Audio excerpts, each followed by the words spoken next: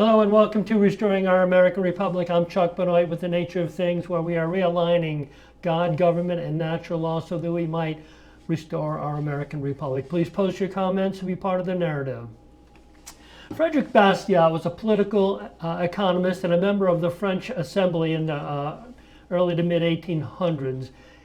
His work entitled The Law was written against the ideas of socialism that were creeping into European society. It touches on dozens of topics, but this morning I would like to discuss his ideas about property and contrast that with those about plunder. He wrote, "Man can live and satisfy his wants only by ceaseless labor. This process is the origin of property. But it is also true that man can live and satisfy his wants by seizing and consuming the products of the labors of others. This process is the origin of plunder." Bastiat goes on to say that mankind is inclined to resort to plunder when plunder is easier than work. And the only way to stop plunder is when it becomes more dangerous than labor. Bastiat concludes that it's the government's role to punish plunder and encourage work. And when the laws of a nation do the opposite, instead of checking injustice, becomes the invincible weapon of injustice. Every aspect of government making it easier to live off of the taxes taken from others, whether welfare, rent control, low-income housing, it's all a direct attack on property and an attack on justice. Freedom is associated with property. And quite frankly, property has worth that should extend well beyond its monetary value. So with that, I would like to invite into our conversation this morning Michael Levine. Good morning, Mike. Morning, Chuck. You know, you recently wrote a paper entitled Land Use Equilibrium, Aligning Private Property Rights and Quality of Life. And I think you mentioned that you sent it to all of the county commissioners. What's that all about? Before we get into that, Chuck, I just want to compliment you on this opening monologue you just did, because it really strikes at the heart of everything that we're going to talk about today. Okay. You know, when it's easier, and it's so interesting, like Warren Buffett said, if you can't find a way to make money without working, then you're going to work your entire life, right? So that just goes to investment strategies and stuff like that. And we are going to talk about a lot of but your opening comments are very pointedly directed at some of the things we're going to talk about today, because that's what these government institutions are. They're taxing authorities. So we'll get into it later, but I just wanted to compliment you on your selection of the material that you presented in order to tee off and support what we're going to say today. And it kind of emboldens me to be a little more direct about my comments coming forward, because we're going to talk about land use and a lot of things that are involved in land use. And the concept of work versus plunder is at the heart of the subject, Chuck. Yes, it is. And obviously Frederick Bastiat is an amazing person that you can get so much excellent information. He was fighting against socialism from right there at the very beginnings of its taking over the European mindset, and he had a lot of things right, and pretty much plunder or property was one of the first things that he addresses in his work, and it's because it really is the foundation of freedom. Freedom is the ability to have something that belongs to you and have the right to use it the way you would have it used. Of course, it's more than that, but tangibly speaking, it rests in the concept of personal ownership or property. Right. So Somewhere before we possibly, get too far down the road, you can also throw in, that I guess you're going to give credit to the DeSantis administration now for work that started in, I think, Senator Jonathan Martin started the conversation in the Florida Senate, but we're talking about abolishing property taxes and really in its entirety, which would include everything, commercial properties, all kinds of stuff. And of course, realistically, I don't know. We'll see what happens with it. It could get pared down and could Yeah. be just homesteaded properties. And then, of course, the counties are going to have to be really pressed in order to find a way to replace that income. And we should really, maybe we'll squeeze some comments about that in as we go through. So let's go ahead and get started on the subject matter that we had planned on. Go ahead, Chuck. Sure, sure. I think I pulled this off of your paper. It says the state of Florida, including counties and municipalities, is at a crossroads. By crossroads, can you elaborate a little bit on that? Chuck, I've never seen in my involvement in politics, I've never seen such direct and comprehensive mandates coming from the state, directing cities and counties of what they can and cannot do. And I want to say that from the conservative side of the equation, a lot of it started when we started having, gay pride flags flying on public property, and we're painting murals on driveways and stuff like that. So our side of the aisle started saying, no, you can't do that. You should only have government sanctioned flags on government property and stuff like that. So the state got in the habit of telling the cities and counties what they could or couldn't do, and we applauded it because we're conservatives. Now, because the state has been so successful, which I'm grateful for, and we can get into the whole thing with CFO Blazing Golia doging cities and counties, which I also respect. But in the case where the state is circumventing or usurping the authority of city councils and county commissions on land use, I am against that. So call me a hypocrite, some things you want the state to do and some things you don't. And, turnaround is fair play. So if we ever get a Democrat governor in the state of Florida, they'll probably shove some of that down our throat based on the divisiveness that's going on in politics across the board. So that's what I'm saying. I'm saying that in my lifetime, I've never really seen the state be as authoritative over cities and counties as they have been the last few years, Chuck. Yeah. Well, yeah, and I've been on a few boards in my lifetime. It's been my philosophy that when you have an issue, it needs to be handled at the lowest possible level to be most effective. So again, when we have issues like, is our county, does our county need to be doged? Well, we need to be doing that ourselves. And if we can't do it ourselves, at the county level, then it's understandable that the state might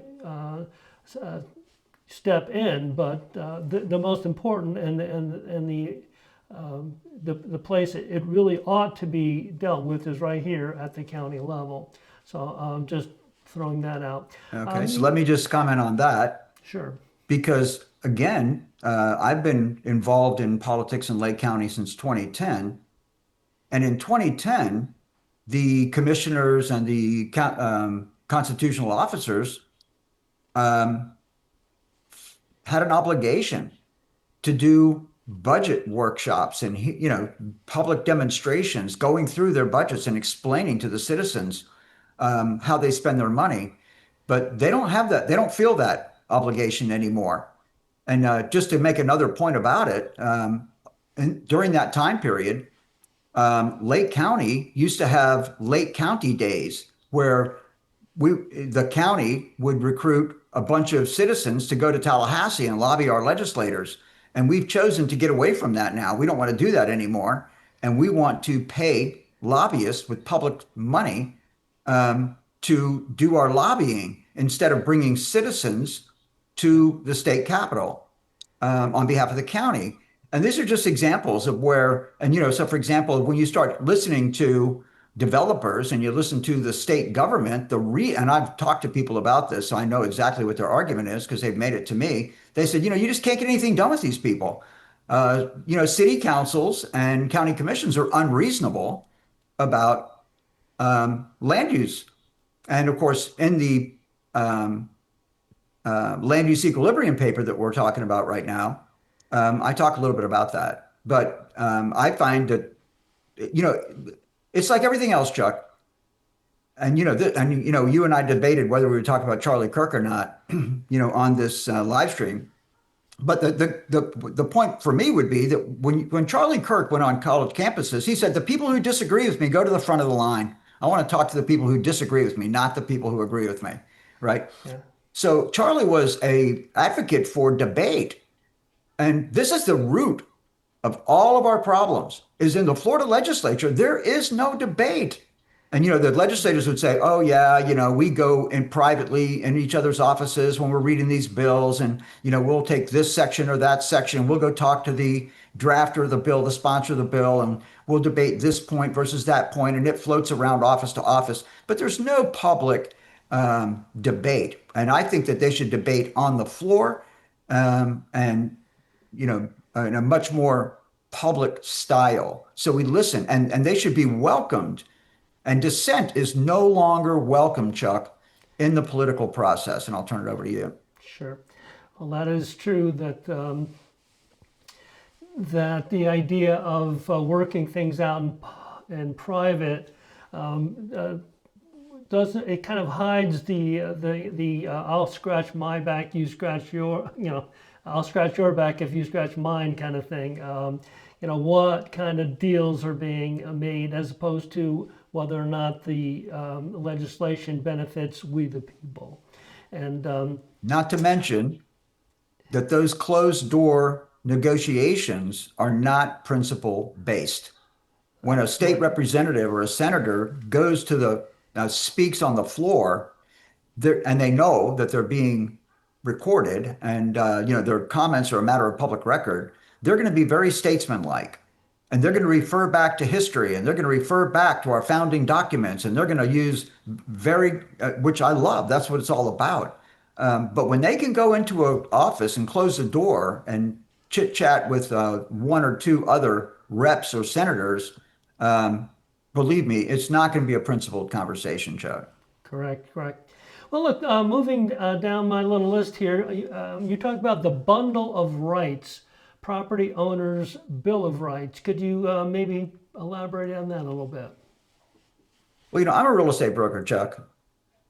And, one of the fundamental underlying tenets of the National Association of Realtors is the defense of private property rights. But it's interesting, Chuck, because nowhere that I can find, if anybody out there knows where you can get a comprehensive list of what in fact are the rights that property owners have, I would love to get into it because I researched it and I referred to some of my research in the paper that I wrote.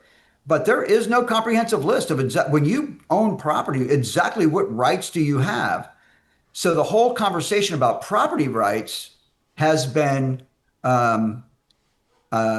focused on the right to put anything you want on your property, regardless of the impact on the rest of the community. And that is not the entire bundle of rights. And when you get into the Bill of Rights, the Property Owner's Bill of Rights in Florida statutes, it specifically says in its opening that the rights that are addressed in this Bill of Rights are not all of the rights that property owners have. But they don't tell you what the rights are, and they don't tell you where in statute you can go to see exactly what the rights are. And I'm saying, to the best of my knowledge today, and again, if somebody has more information, I'd love to know, but I don't believe there is a comprehensive set of rights for property owners. And as I say in the paper, I believe we should define when you purchase real property, real estate, what rights do you have? And so what rights do you and what methods do you have for protecting your rights? And of course, I reference in the paper the right to quiet enjoyment, which is a big deal for people. And if one guy has the right to the quiet enjoyment of his property, and another guy is um, doing things in abutting properties that encroach on the neighbor's right to the quiet enjoyment of their property, then that would be a violation of the property owner's rights. And that is always, except for the public comments that are made at commission meetings and council meetings, which this is the problem, is that the state government and the developers don't like it when 200 or 300 people show up to a county commission meeting or a city council meeting outraged over some land use amendment, which I talk about in the paper as well, land use amendments that violate their right to the quiet enjoyment of their property. And of course, that's debatable. The public is not always right on these issues, and that's what city councilmen and what county commissioners do. That's their job, is to facilitate the debate and the conversation over land use, Chuck. Yeah, one of the things you say is, I think, in summary of that, is that the state of Florida must legislative, constitutionally, and exhaustively establish property owners' rights, responsibilities, and limitations thereon. So I think that's a direct lift I made out of your paper.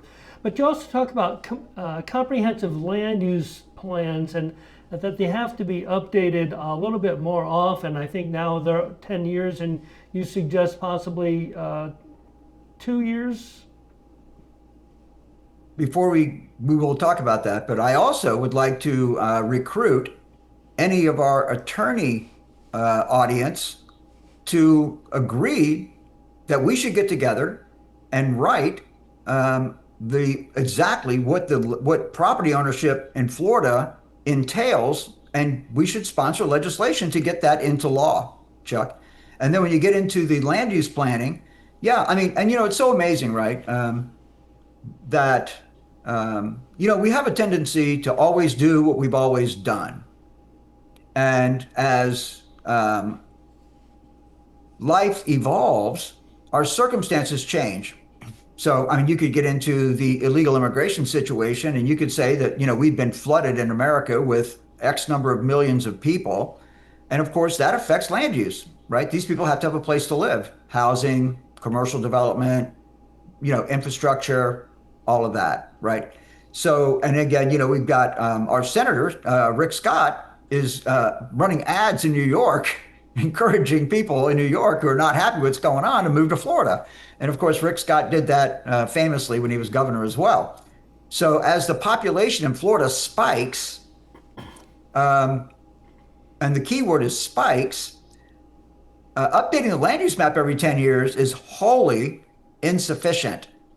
And the other piece of it is, another point to be made on this subject is that when people buy property, I'm suggesting that they consider what's going on around them when they make the purchase. And of course, real estate is typically expensive for most purchasers. So if you're relying on a land use map that's in place at the time of purchase and a 10-year cycle to update the land use map, and then somebody files an application at a county or in the city council that they want to amend the land use map between land use updates, then that is how violations of property rights happen. So what I'm saying is, instead of updating the property rights every 10 years, which is what the state requires, we should do it 2 years. And that means they're going to work on it all the time.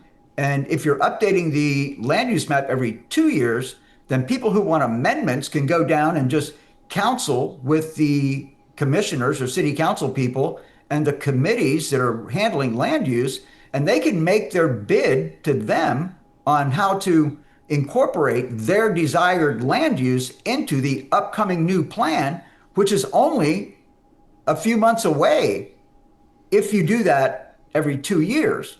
So, I mean, it takes a while to get a land use amendment through the process. So if you're updating the land use map every 2 years, the process becomes come in, Tell us what your desired use is for this particular property. We'll try to incorporate it into the plan. And then we don't need the whole amendment process is almost eliminated. I'm not saying there won't be any exceptions to it, but at least the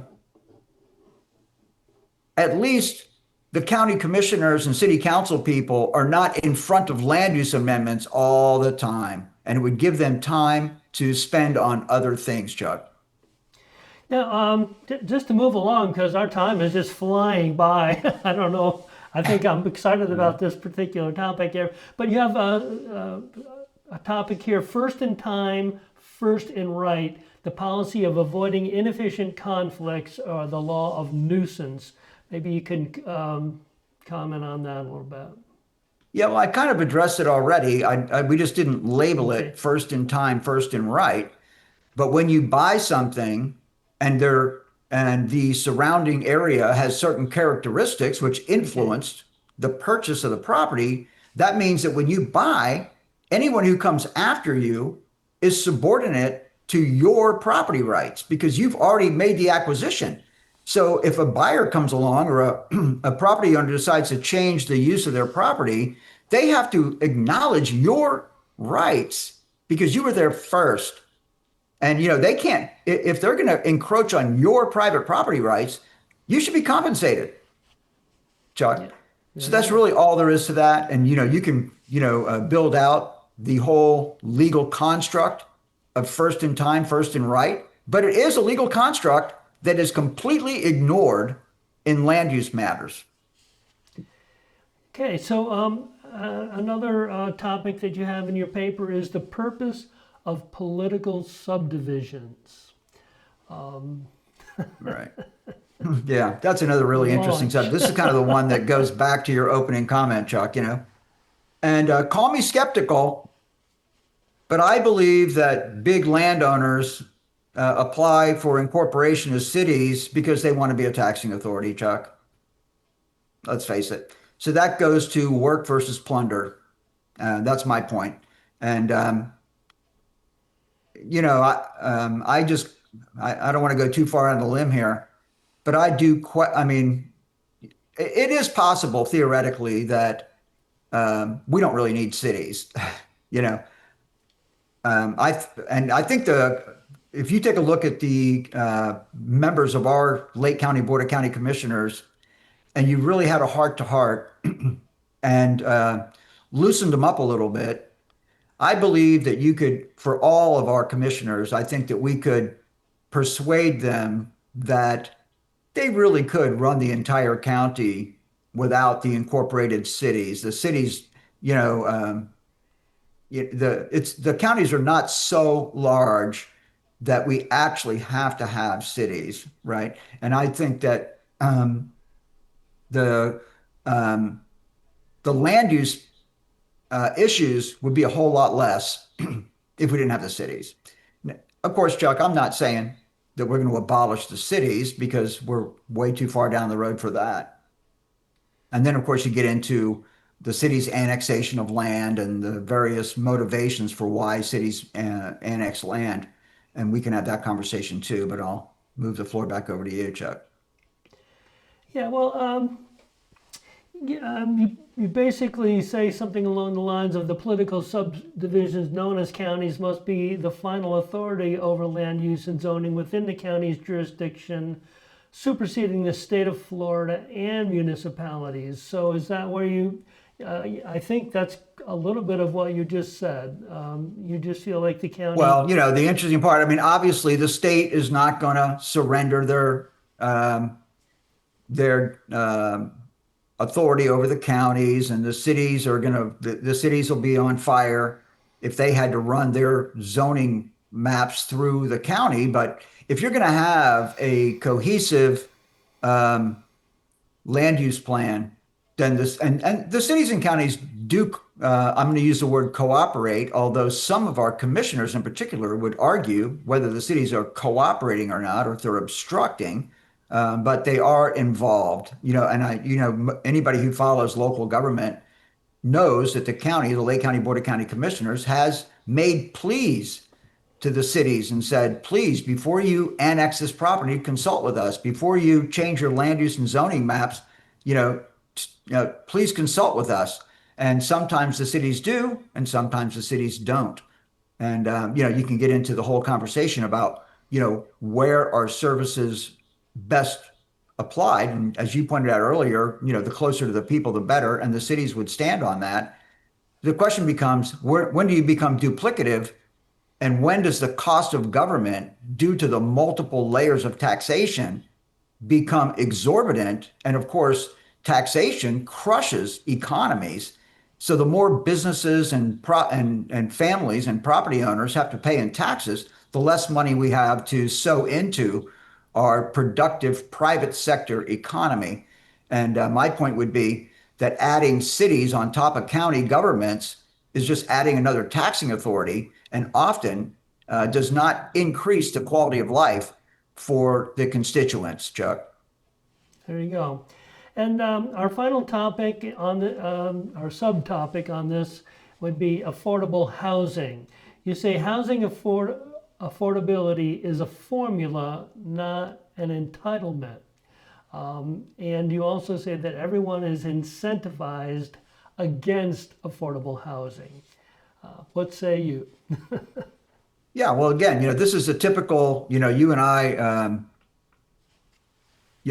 believe in limited government. So here's another situation where the government wants to solve affordable housing. And the way they do that is they give money to developers to build high density apartment complexes. And they put some guardrails on it for how much can the rent be and how many units are affordable and all that kind of stuff. But at the end of the day, the only one person can solve affordable housing, and that's the individual. They have to understand, in a perfect world where the government doesn't manipulate the economy by subsidizing housing purchases, for example, then that just puts the onus on people to understand that they have to work and they have to do the things that makes them productive so they can afford the price of housing in a free market.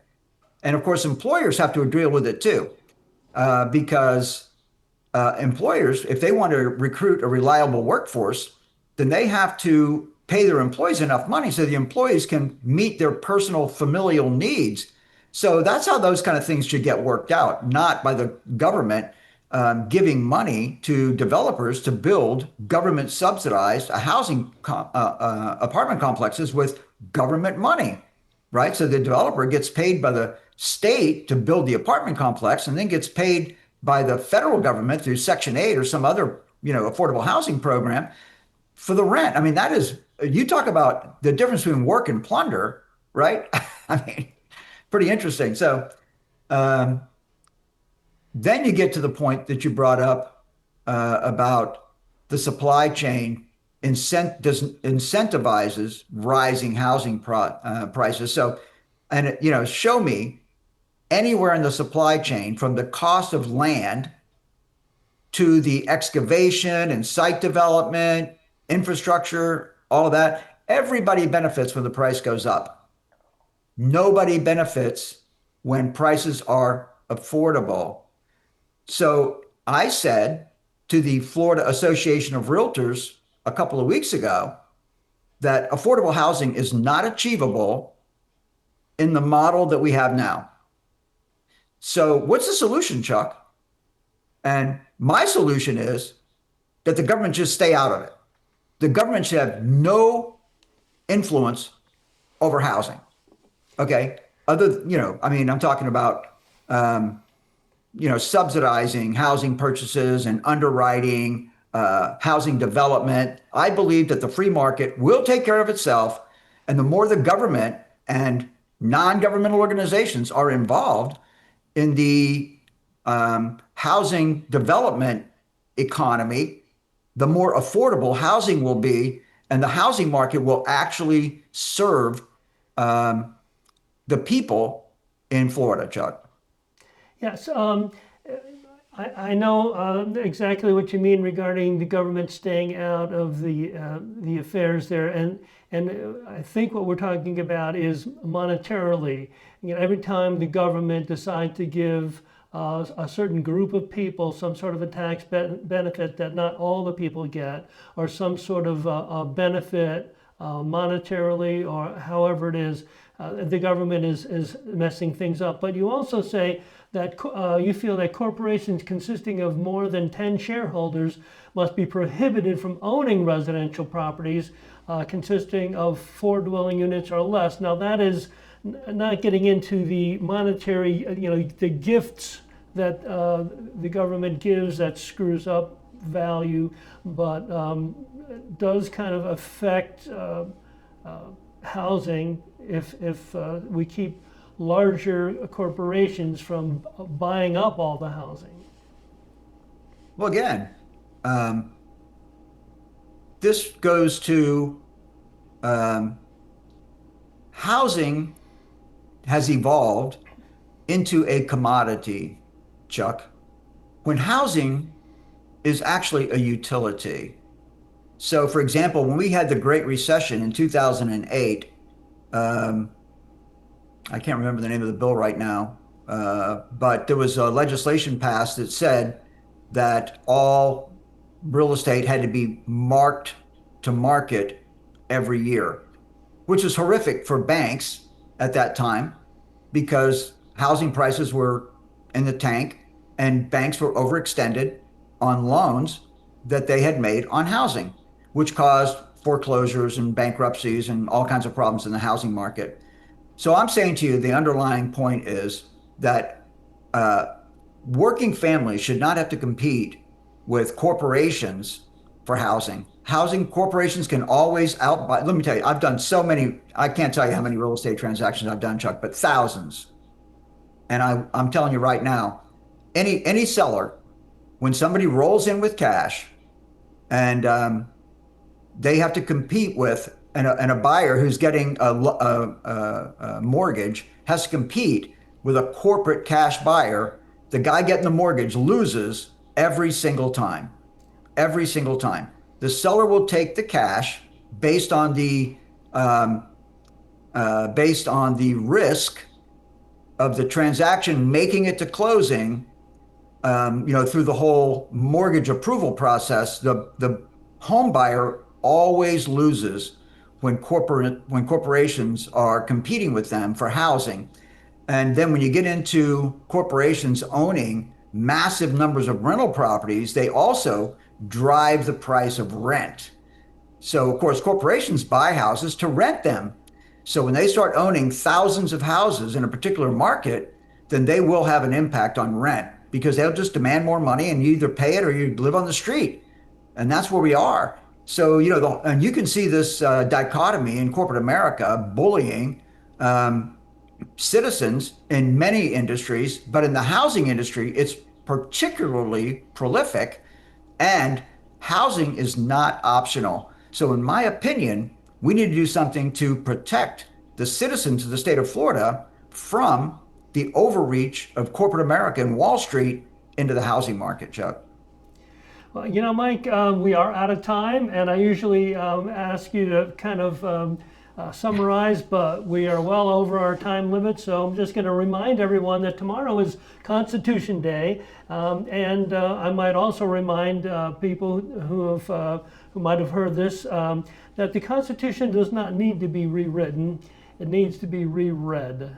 So thanks again for tuning into our twice weekly live stream. Please follow us on Facebook at Restoring Our American Republic, or check us out on YouTube at Restoring Our American Republic ROAR. Like and share the program, please. And remember, if you're unwilling to govern yourself, you will be governed by tyrants.